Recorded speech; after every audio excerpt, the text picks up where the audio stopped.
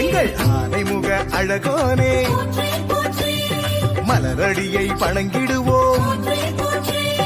பக்தர்களுக்கு அருள்வாயே உன்னை தினம் சரணடைந்தோம்.